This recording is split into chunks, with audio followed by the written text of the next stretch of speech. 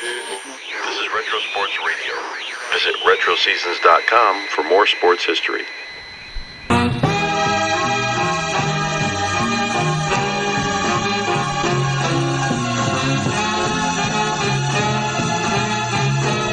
taking the field.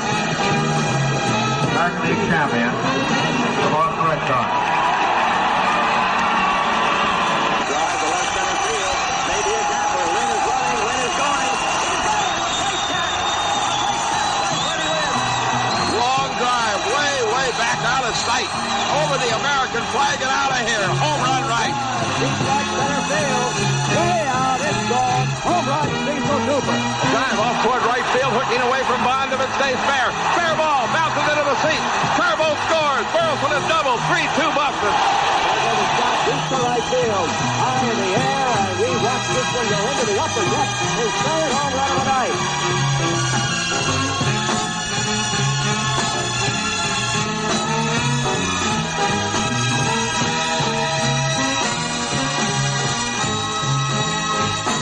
There's something magic about the Red Sox, something glorious about the old town team that brings out the best in New Englanders.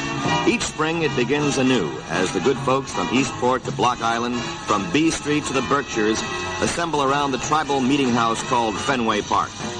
Only the real old-timers remember the glory days of the early 20th century when the Red Sox won pennant after pennant, series after series. Since those early days, championships have been few and far between. Yet the glorious dream never dies. Many fans remember the 46 Sox, the team of Williams, Pesky, and Dorr. And a lot more Red Sox fans still daydream about the impossible dream of '67 with Lonborg and Hawk and Rico and Yaz and Canigliaro. Lonborg is within 1 out of his biggest victory ever, his 22nd of the year, and his first over the Twins. The pitch is looped towards shortstop. Petrocelli's back. He's got it. The Red Sox win. And it's pandemonium on the field.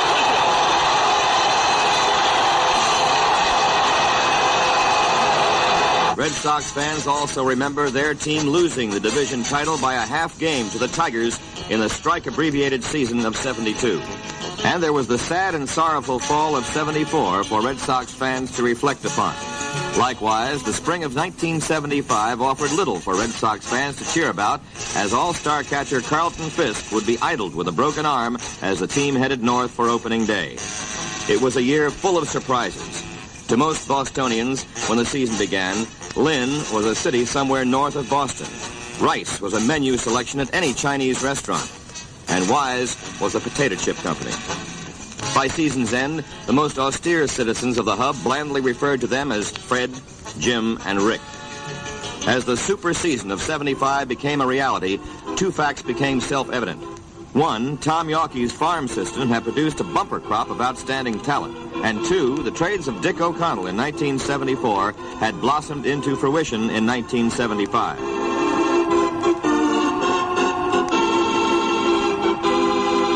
But for the Super Sox of '75, the season really began on Tuesday, April 8th, before the usual sold-out gathering of the clan at Fenway. Hank Aaron graced Fenway Park for the first time in an American League uniform and received a tremendous ovation. There were two other wild ovations this day. The first when Tony Canigliaro was introduced. The second when this valiant comeback player did his thing with the bat. And the roar you're going to hear will be for number 25, his return to Fenway Park, Tony Canigliaro.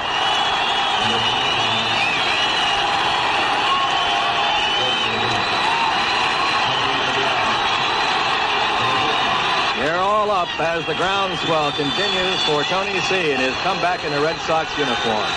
Possibly the sports story of the year. Here's a line drive, base hit to right field. Tony's got a base hit. The Red Sox split their first two games of the season with the Brewers and then took off for Baltimore and New York. In the opener against the Orioles, the Sox charged from behind to win. Rick Burleson tied the game in the 9th, and then Captain Carl took over in the 12th. There's a long drive by Yastrzemski. Hit way back. It is gone. And the Red Sox lead 6-5. Despite the fine start, the Sox finished the month of April with a 7-9 record. But the Sox started rolling along in May, going 16-9 for the month. On Sunday, May 18th, against the Kansas City Royals, Bernie Carbo single-handedly snapped a Red Sox 5-game losing streak. All right, the Red Sox with a threat here in the third inning. Doug Griffin representing the tying run at second base, and Tim Blackwell off first. Nellie Briles on the mound has pitched shutout ball so far, ready to pitch to Bernie Carbo. Here's the set. The look back towards second, and here it is. The long drive, deep toward right field. This may have the legs to make it. It is going, it is up, and it is gone. Home run, Red Sox. 3-1 Boston as Bernie Carbo sends the Red Sox out in front. Okay, here is Bernardo Carbo once again. He's got a couple of hits in the ball game. One of them a home run off Briles that has put the Red Sox where they are right now, a 3-1 lead. 2 out here in the 5th inning. Briles ready. The windup, the pitch. Bernie swings. There's a high drive toward left field. This may be out of here. It is up into the screen. A home run again for Carbo, and Boston leads 4-1. Maybe the turning point of the season occurred in mid-May when the Sox swept a 3-game series from the Oakland A's. In a key game, Bill Lee pitched a 2-hit shutout, while the Sox got home runs from Jim Rice, Juan Beniquez, and Tony Conigliaro, his last as a major leaguer. Let a pitch, long drive, left field, way back. This is going to go over everything. It's way out in the blackness of the night. Home run, Conigliaro, 4-0 Boston. After shutting out the A's, the Space Cowboy Bill Lee came right back to shut out the Angels. The next day, the Sox lost not only the game, but their tempers as well. Yastrzemski made this dramatic forced exit. 3-2 count. Figueroa throws, and it's strike 3 called, and Yaz now started up the first base line. He is just putting his hands on his hips and looking out. He started to say something. Now he is coming back. He dusts off home plate, and now he puts dirt on home plate, and he is run out. Throws his helmet down, and Yastrzemski's ejected from the game. And he gets a big hand. One of the keys to the Red Sox success was the strong emergence of their young pitchers. On June 3rd, Dick Pole beat the White Sox 4-0. Jim Rice provided the game-winning hit in the first inning. Here's the set. And the pitch. Long drive, left field. Going to hit the wall. It's going to go over the wall and into the screen. Home run, Jim Rice. 3-0 Red Sox. By mid-June, Fred Lynn had already established his superstar credentials with the Red Sox fans. But on the night of June 19th in Detroit, all the world stood up and took notice. Curveball, long drive, right field, way up. Forget it. Home run, upper deck for Freddie Lynn. Red Sox lead 3-0. Burleson at third, Yastrzemski at first. Coleman works. And there goes a high shot to right field. That's up, it's towering, it's gone. It's on the roof. Freddie Lynn hit one on the roof in Detroit for his second home run. And the Red Sox now lead by a 6-1 score. Pitches to Lynn. There's a shot, left field, deep, way back, and it's off the scoreboard. Here's Burleson in to score. Here comes Yastrzemski around to score. Lynn is going into third base. He's got a triple. 2 more runs batted in, and Lynn has driven in 7. And there goes a shot deep to right field. High in the air, and we watch this one go into the upper deck. His 3rd home run of the night. As he goes 5 for 6 with 3 home runs and 10 runs batted in. This program not always is a front runner, Fred, but this time it has to be because of your magnificent performance in Detroit. First of all, congratulations on that, and have you gotten over it yet? Thanks, Ned. I have gotten over it. You know, I've been spending a lot of time at the pool, so I don't have to be in my room. I guess nobody ever even dreams of having a night like that, do they? No, certainly not. Especially me. I, don't consider myself a home run hitter, and to hit 3 in the game and almost hit 4, that was really something for me. Over the first 63 games of the season, veteran Bob Montgomery and youngster Tim Blackwell filled in admirably for injured catcher Carlton Fisk. Monty with his clutch hitting and Blackwell with his mitt. On June 23rd, Fisk returned to the lineup and immediately set off a fuse of action that would carry the Red Sox into first place to stay in the American League East. On June 26th, the Yankees came to Boston for 4 important games. This series was a box office smash and a baseball buff's dream. The 136,000 people who witnessed it saw baseball as it was meant to be played. In Game 1, the die-hard battery of Louis Tiant and Carlton Fisk finished the Yankees. Long high fly ball. Deep left field. Way back. It is gone. Fisk has got his first home run of the year. And look at him jump and dance. He's the happiest guy in Massachusetts. Carlton Fisk, his first home run of the year. Runners lead from first and second. Tiant looks down, gets the sign. Into that slow set and jiggling motion. Waits. Looks. Throws. Strike three called. The game's over. The Red Sox win the first one 6-1. In game two, Rick Wise beat the Yankees. But the Red Sox lost the next game 8-6. In game four, Yankee killer Roger Moret battled Catfish Hunter on even terms for 8 innings. In the bottom of the inning, Bernie Carbo and Rick Burleson put the Sox in front. A drive off toward right field, hooking away from Bond if it stays fair. Fair ball, bounces into the seat. Carbo scores. Burleson has doubled. 3-2 Boston. Moret took over from there and mowed down the Yankees to put the Sox in first place to stay. Coggins off first. He represents the tying run. Here's the set by Moret. The pitch into the plate. Fly ball, right center field. Rick Miller is under it. Rick Miller has got it, and the ball game is over as the Red Sox beat the Yankees 3-2 and take the series 3 games out of 4 and go into first place again in the American League East. One of the big stories of the season was the successful comeback by Rick Wise. He won 19 big games for the Red Sox, and on July 2nd came within 1 out of a no-hitter. After retiring the first 2 batters, he walked Bill Sharp, and George Scott broke up the no-hit bid by belting a 2-run homer. Rick goes into the stretch, drops to the belt. Here's his pitch. Fly ball, deep left center field. There goes the no-hitter, and there goes the shutout. It's a home run. From July 7th through the 20th, the Red Hot Sox won 10 straight. On July 10th, in the middle of that winning streak, the Sox rallied back to beat Minnesota and keep it alive. The Gold Dust twins, Lynn and Rice, got it started in the 8th. Red Sox trail 8-4. Here it comes. There's a fly ball, deep left center field. That's going to be off the wall. Doyle scores easily. Rice is going for 2. He's got himself a double, and now it's 8-5. 1 ball, 2 strikes to Lynn.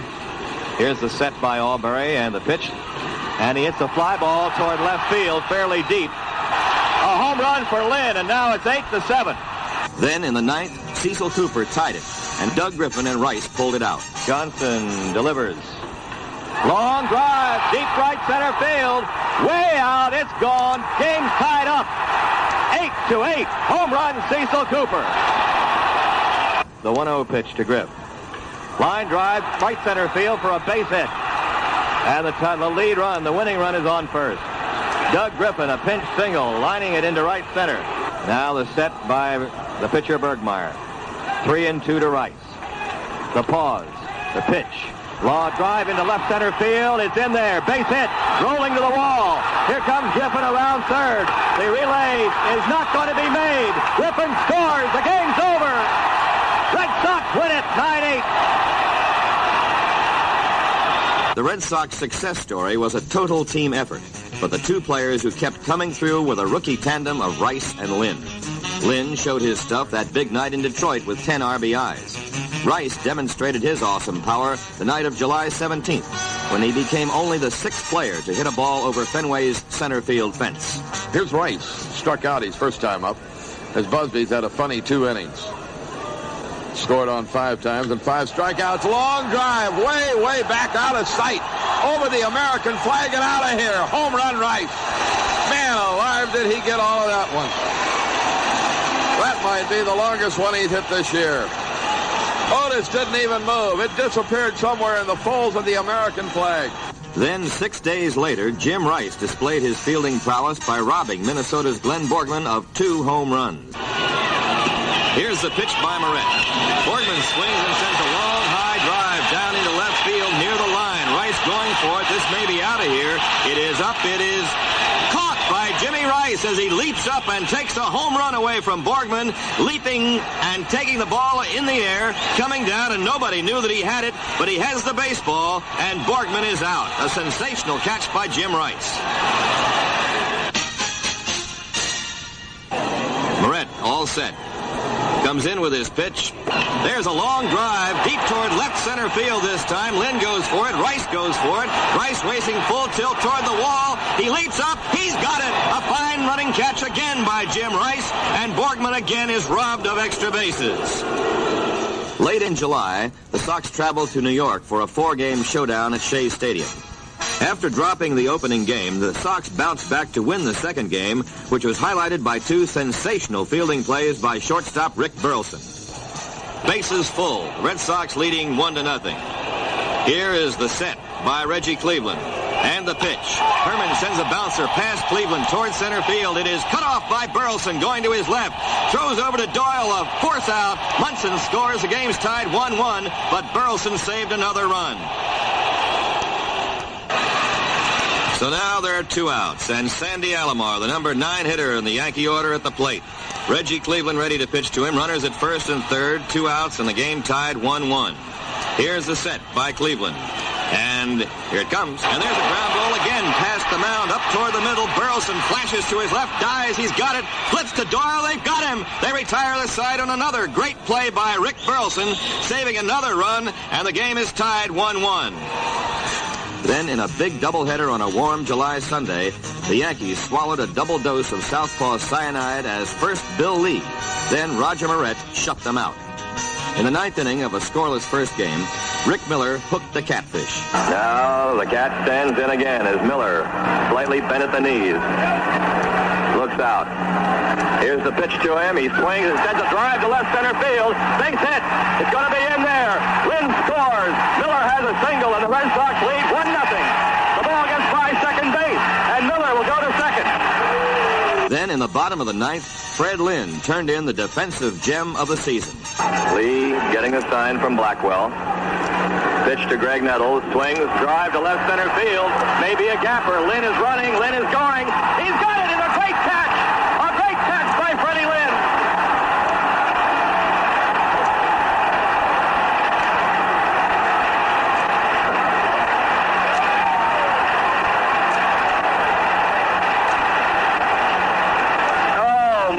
What a catch by Lynn.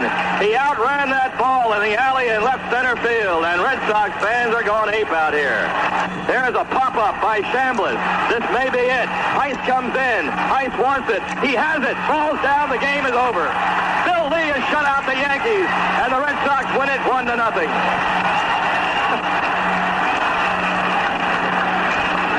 Everybody's waiting for Lynn as he comes in, and they're grabbing him.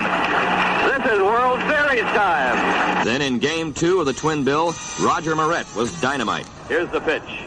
And there's a fly up right field. Miller's there. He's got it. The ball game's over. And Moret has a shutout. The Red Sox have a double shutout over the Yankees and now lead New York by 10 games. The next night in Boston, Carlton Fisk had 5 RBIs to lead another cardiac comeback by the Red Sox. Rammed up the middle into center field. Base hit. So a run scores. Here comes Lynn in the third. He's beat it. Throw to second base. Fisk is in at second. He's safe. 2-0 Boston. All right, 3 balls, 1 strike. Rice to the short lead. Here's the delivery. Long drive by Fisk. Way back, left field. Going. It is gone over everything. A drive by Carlton Fisk. Deep left center field. And it is a new ball game, baby. Pledge has done it again. Darwin takes off. Here's the throw on down to second. He is out. Carlton Fisk laid it on the money, and Darwin got a good running jump. Fisk fired him down. Carlton takes a deep breath. 1 ball, 1 strike. The outfield's in. Here's the pitch. Fisk swings. Base hit to center field. Game's over. The Red Sox win it 7-6 in the 9th.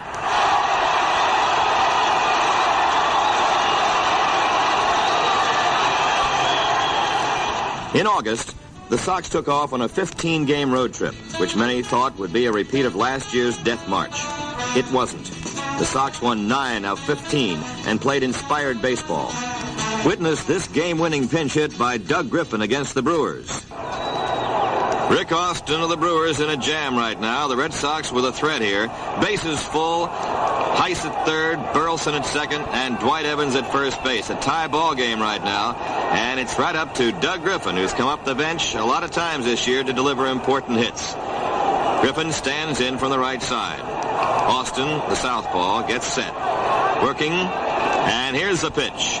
There's a drive into left field. It is dropping in there for a base hit. Heiss comes across to score. The bases remain loaded, and the Red Sox go out into a 3-2 lead. And this tape measure shot off the bat of Dwight Evans in Chicago. There goes a long drive, deep left field, way back. It is gone into the upper deck. New ball game. And this clutch hit by Denny Doyle to beat the White Sox. Denny looks out, waving the black bat. Here's the pitch. Ground ball, right side, base hit. Into right field. Burleson running for the plate. Kelly throws to the plate, not in time. The Red Sox go ahead, and runners are at second and third. It's 4-3. It's Denny Doyle who wanted you now because of the way you've been playing. And things have really worked out well for you, and you look awful happy. Needless to say, I came from a bad situation where we weren't winning at all, and I wasn't playing. And it was frustrating in that I knew that I could help a ball club, whether it be a winner or whatever. And it's really gratifying, this experience right here, the situation I'm in. When the Red Sox announced the acquisition of Doyle back in June, the news was met with a collector's yawn. But Denny hit .300 for the Sox and fashioned a 22-game hitting streak, longest in the American League in 1975. Another important midseason acquisition by General Manager Dick O'Connell was relief pitcher Jim Willoughby. Witnessed this big save in July. And the pitch. Ground ball hit fair to third. Petrocelli has it over to first. Game's over. Red Sox win their 7th in a row. And Jim Willoughby gets a save. Burroughs grounds out, and the Red Sox sweep the Texas Rangers. They sweep the homestand. 7 in a row. And then there was Bob Heiss, a valuable performer all season, who filled the breach as the Red Sox infielder during Rico Petrocelli's absence. The pitch. Heiss wraps it. Fair ball down past third. Bouncing off the railing. This scores Burleson. Heiss going for 2. Here comes a throw. No tag made. It's a double for Heiss. And he knocks in a run. It's now 5-1. So Heiss gets a double and drives in a run, and Bobby is 2 for 3 tonight. He has been quite a fill-in lately. Then came September. The Sox were gamely holding on to the lead as they came down the home stretch. Closing fast, as always, were the Baltimore Orioles. On September 3rd and 4th, the Sox met the Orioles for 2 crucial games in Lord Baltimore's hometown. The Orioles needed a sweep to close the gap. But instead of sweeping, they got swept, 8 games behind the pennant-crazed Bo Sox. Cecil Cooper outdueled a Jim Palmer pitch in the 10th inning of the first game. The pitch by Jim. Long drive by Cooper. Right field. It's deep. It's deep. It's deep. And it is off the wall. Bouncing away. Cooper's at second. On his way to third. And the throw coming on. He's in with a triple. Cecil Cooper just narrowly missed a home run. Now they rule it home run. They rule it home run. But the ball hit over the wall and then bounced back into play. Called by the first base umpire, Larry Barnett. Here comes Earl Weaver. Red Sox lead 3-2 on a home run by Cooper. Then in the second game, the Orioles came unglued early. Bases full and 1 out. Infield at double play depth. The pitch to Rice.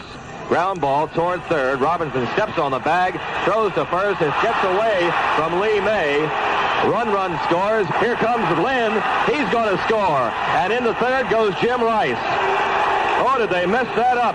That's all the Sox needed as Drago and Pohl held the Birds to just 1 run. Here's the set by Drago. Here's the pitch. Rich strikes out, swinging. Ball game's over. The Red Sox lead by 8 games. The Orioles were on the endangered species list when 2 weeks later they came to Boston for another important 2-game series. On September 16th, Louis Tiant and Jim Palmer hooked up in a real pitcher's duel. Rico Petrocelli put the Red Sox in front with a home run. Scoreless tie here in the third. Palmer and Tiant for it. Long drive by Petrocelli. Deep left field. It is gone for a home run. Another home run, just for safety's sake, by Carlton Fisk. And El Tiante did the rest. Palmer to Fisk. There goes the drive. Deep left field. Hit way back. Going. It is gone. He's working on a shutout now in the ninth. The gap is in right center field on Ken Singleton. The arm around, the pitch. Fly ball, right center field. Freddie Lynn wants it. He's under it. He has got it. Ball game's over, and the Red Sox win it 2-0 and 5.5 in front. And you might say one more time, there's pandemonium on the field. Well, I wish you'd been here to hear the standing ovation that Louis Tiant got. And listen to this. This is something new. Louis, Louis. It's a big chant here in Boston now. On Sunday, September 21st, the Sox were having a terrible time with the usually helpless Tigers. They blew an early lead, and tragically, Jim Rice was hit by a pitch and subsequently finished for the season. Watch it. He is hit. He's hit again on the hand. Jim Rice. Second time he's been hit on the hand or arm this year, and he is in pain as he bends over. He got it on the left wrist or hand, and that's a tough break for Jim. In the ninth, the Sox staged a rally, and Denny Doyle worked his magic again. Pence leans in. He pitches, and Doyle sends a ground ball, hits the first base bag, goes into right field.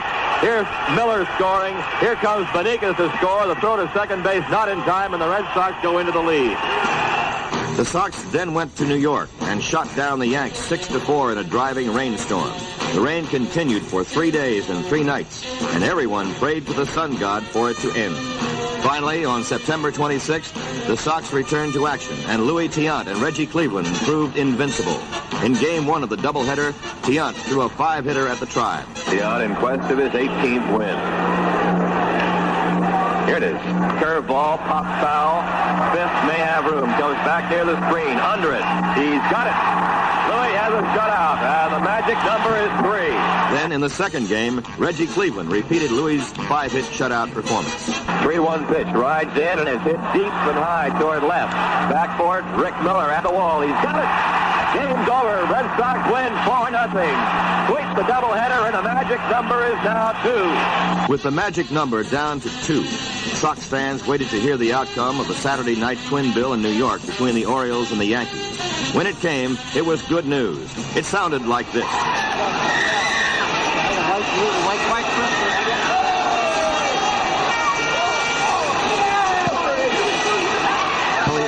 The Red Sox were the new Eastern Division champions. They had beaten the pressure applied by the Orioles, beaten the curse of witch doctors, and beaten the monsoons of September. Now, it was on to the playoffs and hopefully the World Series. But first, the Sox had to handle the challenge of Charlie Finley's band of mustachioed marauders, the reigning champions of the baseball world.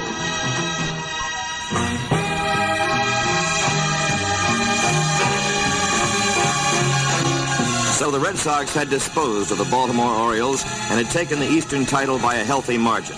Now it was on to the best-of-5 playoff games against the defending champion Oakland A's. These were the fabled A's of legend and song. They were also the steel-belted, pressure-proven A's of 3 straight world championships. The big question mark before the playoffs began was how would the daring young Red Sox handle the postseason pressure? The answer was not long in coming. In the opening game of the playoffs at Fenway Park, Yaz led things off with a single. That brought up Carlton Fisk, and the A's made their first in a series of errors that would plague them throughout the playoffs. Ground ball to third. Mandel can't handle it. It goes into the corner in left field. Yastrzemski comes around to third. He's being waved on. He heads for the plate. The ball is knocked down by third baseman Bando, and the Red Sox lead 1-0. With Fred Lynn up, Phil Garner booted one for another run. Ground ball right side. Garner at second base. Follows the ball. Can't play it. Here comes Fisk to the plate. The throw. Not in time. 2-0 Red Sox. The uncharacteristic sloppy play of the A's was contrasted by the brilliant fielding of the Red Sox. 2-2 pitch. Pop foul. First base side. May be playable. Fisk over. So's Cooper. Fisk looking. He leaps and he's got it.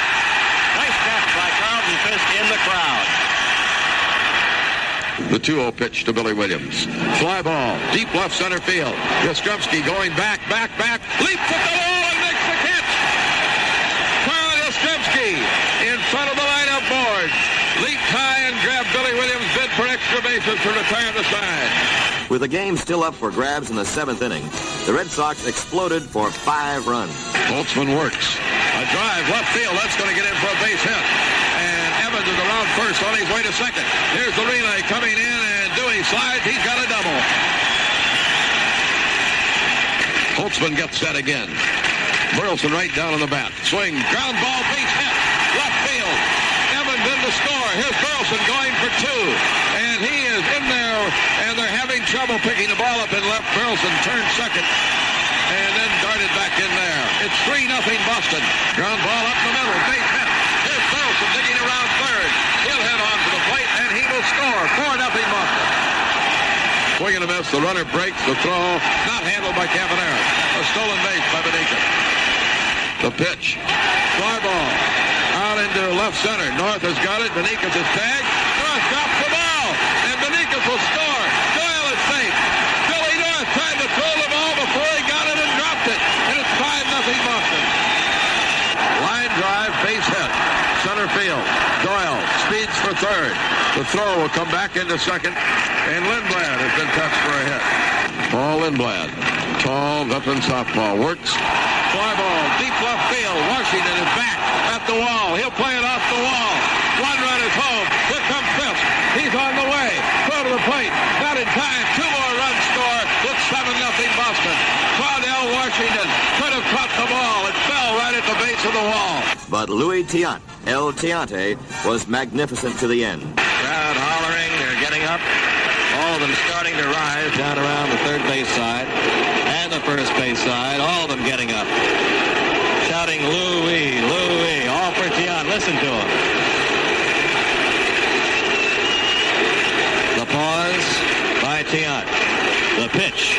A little pop-up. Third base side. Petroselli under it in foul ground. He's got it. The Red Sox win by the score of 7-1, and they take a 1-0 lead in the playoffs.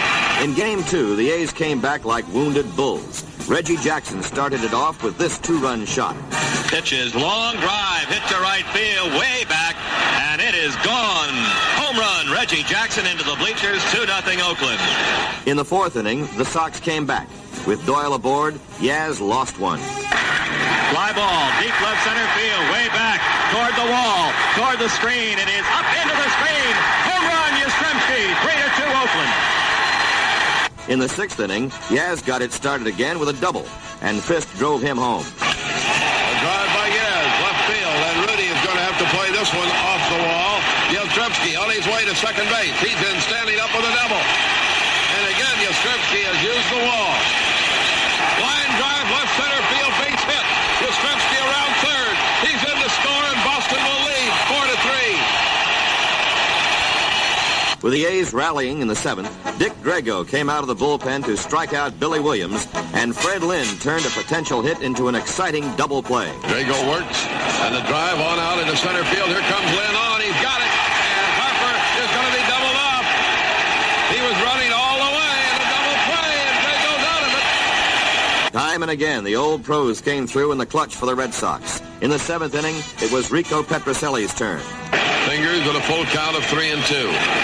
Here's the delivery. Fly ball, left field. Don't know whether it's deep or not. And Rudy will watch it going to the screen for a home run. Rico Petroselli has homered into the screen, and Boston leads 5-3. And Fenway Park is an absolute madhouse. In the eighth inning, Freddie Lynn drove in the final run of the game, and Dick Drago continued to bewitch the bewildered A's. Here's the set by Dick Drago. Here's the pitch. Ground ball toward the middle. Cut off by Burleson. Flips to Doyle. They've got the force out, and the Red Sox have won two. A force out from Burleson to Doyle. Dick Drago gets a save for Roger Moret. On the verge of elimination, the A's returned home to Oakland to face Rick Wise. No one in his wildest dreams would have predicted a Red Sox three-game sweep of the world champions. But the combination of perfect Red Sox execution and the lack of execution by the A's led to their downfall. Witness the fourth inning. Fred Lynn at the plate. There's a line drive to left. Washington comes on. He's got it and drops the ball. And Lynn digs on into second base. He's safe. For Rico Petroselli and Carl Yastrzemski, it was 1967 revisited. Rico drove in a run with this hit. Holtzman brings it into the right-hand hitter, and a drive to right field, base hit. Here comes Lynn around third. Jackson falls down. Red Sox lead 1-0. Then Yaz came up with this super play on Reggie Jackson. 2 outs, nobody on. 1-0 last half of the fourth inning. Wise brings it in, and Jackson lines in the left field, base hit. Yastrzemski goes over, backhanded. Jackson's going to go for two. Here's the throw coming on. He is out. Captain Carl Yastrzemski, leading the troops again, went over, backhanded the ball, and fired a perfect strike to Denny Doyle to cut down Reggie Jackson. With the old boys leading the way, the kids and the newcomers followed suit. Rick Burleson doubled. And the pitch, bang, fair ball, down past third and into the left field corner, and Burleson's on his way to second base. He goes in standing up with a double. Denny Doyle drove him home. Holtzman works. There's a shot into right field. It's going to fall in for a base hit. Here's Burleson around third. He'll score, and Boston leads 2-0. Denny Doyle has done it again. Then Yastrzemski singled, Fisk singled, and the Red Sox ran the bases with abandon. There's a shot into right field. That's a base hit. Here is the runner going to third. Jackson's throw is coming on, and he's in there. Oh, Yastrzemski now is 2 for 3. All right, runners on, first and third. Yes, at first, Denny Doyle over at third. Here's the pitch to Fisk, and a little looping drive on out into center field, and it falls in for a base hit. A run scores. Yastrzemski goes to third. Boston leads 3-0. Yes, the runner at third, Fisk on at second. Ooh, and a base hit here could break it open. 1 ball, 2 strikes on Fred Lynn. Here's the pitch into the dirt, gets away. Here comes Yastrzemski down. He scores as the ball gets away. And Bando comes on to recover, and it's 4-0 Boston. Wild pitch, charged to Lindblad. In the bottom of the 8th, the A's threatened to pull it out. Dick Drago came out of the bullpen in relief of Rick Wise. With a dangerous Joe Rudy at bat, Drago served up a double play ball. Bando at third, Jackson on at first. Drago is set. Here's the pitch. Ground ball hit down to Burleson. On to Doyle for 1, on to first. They've got 2. And Dick Drago with 1 pitch gets out of it on a 6-4-3 double play. And in the 9th, Drago continued his magic as the Sox pulled off their incredible 3-game sweep by winning 5-4. 3 balls, 2 strikes, 2 outs. Right side of the infield deep. Cooper laying back. Drago getting set with a payoff pitch once again. Pauses. Pitches. Ground ball past Drago. Charged by Doyle. Goes to first. The Red Sox win the pennant. The Red Sox win it. They're all out on the field as they have beaten the Oakland A's 3 in a row. Looking back on it, it was a miracle of sorts. In April, who would have predicted the Red Sox would beat out the Yankees or the Orioles in the Eastern Division? Who could have foreseen the fabulous rise to stardom of rookies Rice and Lynn? Who could have foreseen Rick Wise coming back to win 19 games? Who, in the farthest reaches of their imagination, could have foreseen a sweep of the A's and a World Series berth for the Red Sox? You had to pinch yourself to believe it. But there were the Super Sox in friendly Fenway Park against the Cincinnati Reds. The Big Red had 8 wins in the regular season and blown past the Pittsburgh Pirates in 3 straight playoff wins. What were the Sox chances? Asked Sparky Anderson. They must be great. They beat the Athletics, the world's champs, 3 times and knocked them off in 3 straight. So they must be something else. I hope they're not that good, because if they are, we won't even be in the same ballpark. Game 1 was a pitching masterpiece for 7 innings. Cincinnati ace Don Gullett matched Louis Tiant pitch for pitch. Then in the 7th, Tiant took the offense into his own hands. Swung on and hit hard to left field, a base hit. Louis Tiant at a breaking ball, 5 feet rose for a single to left field, and listen to this crowd. Dwight Evans tried to move him along and did more than his job. Evans a hit in 3 times. Pitch, he squares, bunts at first base side. Gullett up with the ball, shot at second base, and he threw it away. Tiant up, starts to third, now holds up as the throw comes back to second base. Next came Denny Doyle. 2 on, none out for the Red Sox. Pitch, swung on, bouncing ball, left side, a hit to left. Tiant will get the stop sign at third base as Doyle gets one to left field, a base hit that fills the bases with Red Sox and nobody out. With the bases loaded, Captain Carl delivered. Now the sacks are jammed, nobody out, a 1-1 count on the pitch. Swung on and looped into right field. It's going to be in for a hit. Here comes Tiant, here comes the throw to the plate. It's cut off by Perez, and the Red Sox are on the board. Tiant missed the plate, but the Reds did not see it, and he went back to get it.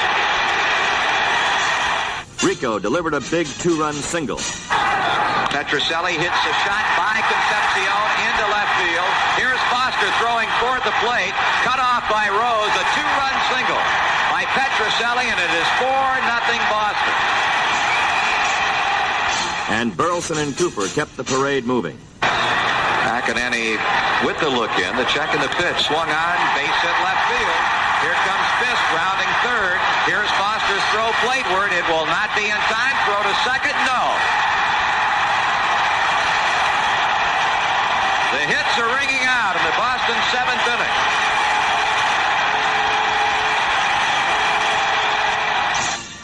Here's Cecil Cooper as the Red Sox bat around. He swings, hits a fly ball into deep right field. Griffey going back, still on the move, and on the track he makes the catch. But the tag at third, and going to third base also is Rick Burleson as a run scores from Petrocelli at third base. It is now 6-0. Like a matador in a bull ring, Louis Tiant finished off the Reds to the delight of the crowd as the Sox took the series opener 6-0. 1-2 pitch. Ground ball left side. Diving grab by Petrocelli. Gets up, throws, and this one's over. A fine play by Rico Petrocelli on a ball hit to his glove side, and Louis Tiant is being mobbed, and Boston has come away with a victory in the first game of this 1975 World Series. In Game 2, Bill Lee pitched an out-of-space masterpiece until rain halted the game in the bottom of the 7th inning. The long rain delay gave the bewildered Reds a chance to regroup. Johnny Bench's double in the 9th sent Bill Lee to the showers. Then Griffey and Concepcion combined to give the Reds a 3-2 win. With the series tied at 1 game apiece, Riverfront Stadium became center stage for the baseball world. Carlton Fisk got the Red Sox going with this bases-empty shot in the 2nd inning. There's a blast deep left. Forget about it. It's gone. A home run for Carlton Fisk. Joe Morgan's glove robbed Rico and the Sox of a potential run. Curveballs hit up the middle. Morgan backhanding the ball. Makes the play. Great play. Joe Morgan saved a run with that one. In the bottom of the 4th, Johnny Bench put the Reds in front 2-1. And they're roaring here. They were the unlikely sight of Tony Perez stealing second. 2 down. That wakes the Red fans up. And Bench hits a fly deep to left. Going, gone.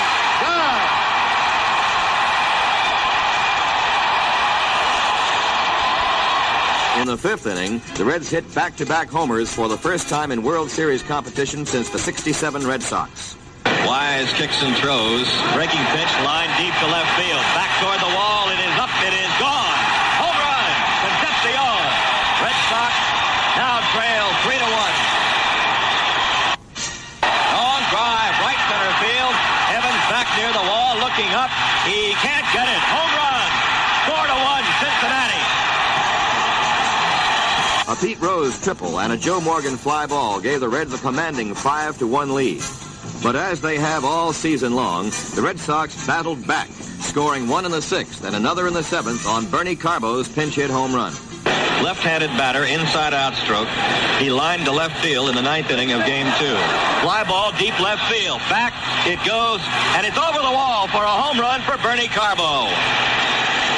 Do they call it a homer? They do. It's got to be. He stopped at second base. He wondered where the ball was. That one just got over the yellow line and disappeared over the first fence for Carbo's home run. And he comes back to haunt his former ball club and bring the Red Sox 1 run closer. It is now Cincinnati 5 and the Red Sox 3. And in the 9th, Dwight Evans tied it. The outfield straight away on Evans. They don't claim the pull against Eastwood. Goes for one, high drive to left field. Back near the wall goes Foster. At the wall, he can't get it. The game is tied up.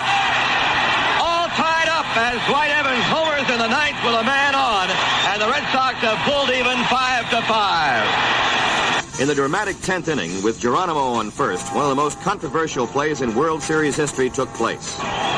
So with Geronimo having led off the 10th inning with a base hit to right center field, Ed Armbruster will be the pinch hitter for Raleigh Eastwick. Right-hander Jim Willoughby into his stretch motion as he checks the runner at first base. Here's a pitch to the plate. Armbruster squares around to bunt, drops it out in front of the plate. Carlton Fisk up with the ball, taking a shot at second base, and he throws it away. Geronimo heading for third. Lynn throws that way, but not in time, and Armbruster goes to second. And now Darrell Johnson is out, charging plate umpire Larry Barnett, and he interference against Armbruster. There may have been some contact between Carlton Fisk and Armbruster at the plate. Joe Morgan ended it abruptly with a single. Leading 2-1, the Reds jumped off to a quick 2-0 lead in the first inning of the fourth game. But in the fourth inning, the Red Sox bounced back with a succession of base hits and the aid of a Cincinnati error. Norman comes in, 3-1 delivery, is swung on, line into left center, a base hit. Geronimo cuts it off. He's going to hold Fisk to a single on an excellent play. All right, Norman goes into his stretch. Has a look at first. Now throws. Lynn hits a ground ball into right field for a base hit. Fisk stops at second. And Lynn's on first. Now the check of the runners and the pitch. There's a high fly ball in the deep right center. That ball's well hit, way back, way back. It is at the base of the wall. It'll tie the game. Evans is going for 3. The relay throw, and the ball gets by the third baseman. Hit the screen in front of the Red Sox dugout and bounded back to Pete Rose. The infield is in. Rick Burleson's the batter. Tough little out, and he hits a line drive over the head of Concepcion in the left field. In to score is Evans. Here's a turn. Burleson's hustling for 2, and he is safe. He beats it out. Hustling base running by Rick Burleson. 1 ball, 1 strike. The Red Sox have taken the lead 3-2 in the top of the fourth. Tiant drives it up the middle, a base hit. They're going to hold Burleson. The throw by Geronimo. Now they've got Tiant. He made a big turn. Perez was coming up and looked like they had him hung up, and Tiant scrambled back to first. Tiant's at first. Burleson's at third, 1 down. 5 hits by the Red Sox in this inning. That ball is dumped to the right. Perez fumbles the ball. Into scores Burleson. He dumped it to the right side. Perez was charging, looking for the squeeze, and couldn't handle it. Everybody's safe. And the Red Sox have 4 runs in here in the fourth inning. Tiant's a big lead. Yastrzemski hits a fly ball, shallow right center. Coming hard, Geronimo. Can't get it. In the score is Tiant.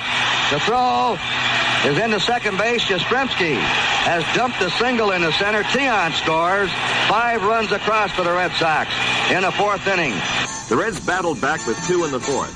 Then Louis shut them out until the dramatic ninth. Tiant to the stretch. Looks to the plate. Here's the pitch, and the runners goes, and there's a pop-up to the right side. Yastrzemski calling for it. This could be it. Yastrzemski makes the catch, and the Red Sox have held on and defeated the Cincinnati Reds to even this 1975 World Series at 2 games apiece. Game 5 belonged to Don Gullett. The hard-throwing southpaw overpowered the Red Sox, leading the Reds to a 6-2 victory and a 3-2 series edge. Game 6 was a long time coming. The monsoons of September returned again to Boston and rained for 3 straight days. The time off helped set the stage for one of the greatest games in World Series history. The Red Sox, with their backs to the wall, trailing 3-2, started Louis Tiant against Gary Nolan. The Sox opened fast with Lynn supplying the firepower. Swung on, a fly ball, hit back into deep right center field. Griffey is back to the bullpen, and it is gone, a home run. Freddie Lynn has hit one out of here to deep right center field with 2 men on base, and the Red Sox have bolted out in front at 3-0. The Reds battled back to tie it 3-all in the 5th, but Louis continued to twist and wiggle his way through the Reds lineup until the 7th, when George Foster solved the Tiant puzzle, driving in 2 runs with this double. There goes Morgan. At the fly ball to deep center. Lynn going back. That ball is off the wall. It'll score 2 runs. Foster's in the second, and Foster has doubled off the top of the center field wall and nearly had a home run. And things looked bleak for the Red Sox. Geronimo hits a high drive down the right field line. That one's deep, and it is a home run for Cesar Geronimo. Right down the line it went and dropped into the right field grandstand. And the Reds now lead 6-3. Moret came on to relieve Tiant and retire the Reds in order. Fred Lynn led off the Red Sox 8th by literally getting a hit off Pedro Bourbon. The Red Sox are 3 runs down and facing extinction unless they can get a rally going. There's a drive off Bourbon's legs. They don't have a play on Lynn. Lynn safe with a smash off the right leg of Pedro Bourbon. A walk to Petrocelli was followed by 2 quick outs. Then, one of the most dramatic moments in World Series history occurred. Bernardo Carbo stepped up to hit for Roger Moret. Bernie had had a great first half of the season. He came into the series spotlight in game number 3 with a dramatic pinch hit home run. Could lightning strike twice? 2 balls, 2 strikes. The pitch. Carbo hits a high drive. Deep center. Way back. Home run!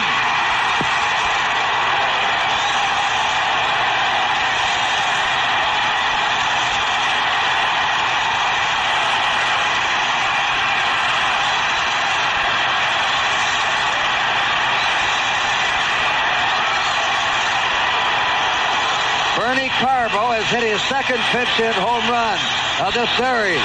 That was a blast up in the center field bleachers. It came with 2 outs, and the count 2-2. And the Red Sox have tied it 6-6. That record-tying thunderbolt gave the Sox a new lease on life and rekindled the drooping spirits of the 35,000 fans at Fenway. It set the stage for the bizarre ninth as Denny Doyle drew a walk. Yaz drilled a single to right, and Carlton Fisk walked, loading the bases with nobody out for Fred Lynn. The Reds have the infield in, the outfield very shallow, and the pitch. There's a high fly ball down the left field line. It's going to be close.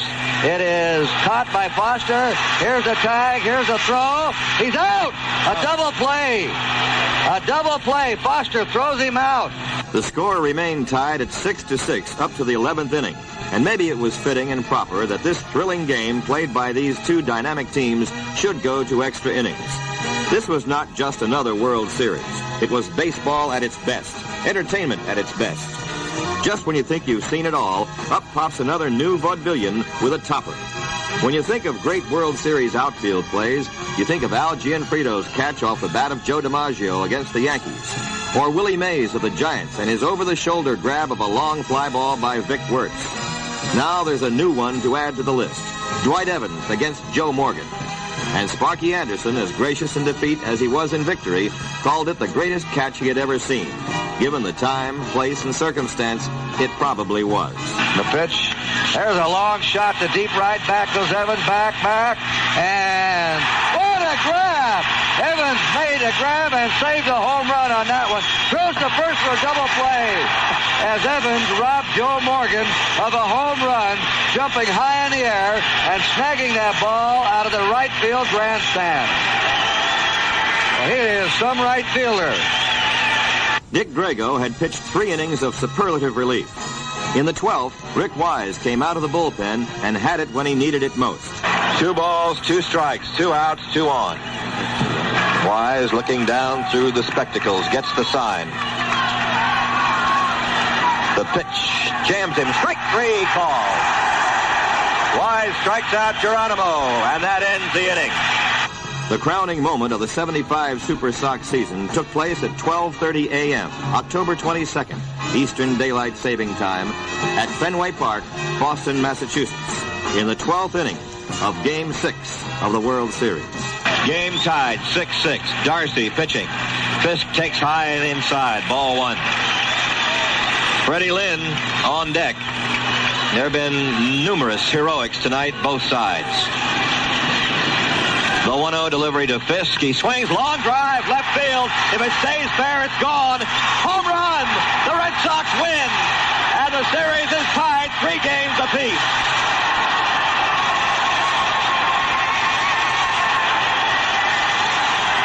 Carlton Fisk hit a 1-0 pitch. They're jamming out on the field. His teammates are waiting for him. The ball hit the foul pole, and the Red Sox have sent the World Series into Game 7 with a dramatic 7-6 victory. What a game. This is one of the greatest World Series games of all time. As the fates would have it, the Red Sox 1975 Championship Express would be derailed in the 9th inning of the 7th game of one of the greatest World Series ever played. Ironically, a bloop single with 2 outs by Joe Morgan would be the pin that burst the beautiful balloon. The true beauty of baseball is not so much the eventual outcome, but the excitement of a pennant race, the splendor of the individual, the effort of the team, and the memories of a group of men who did it their way.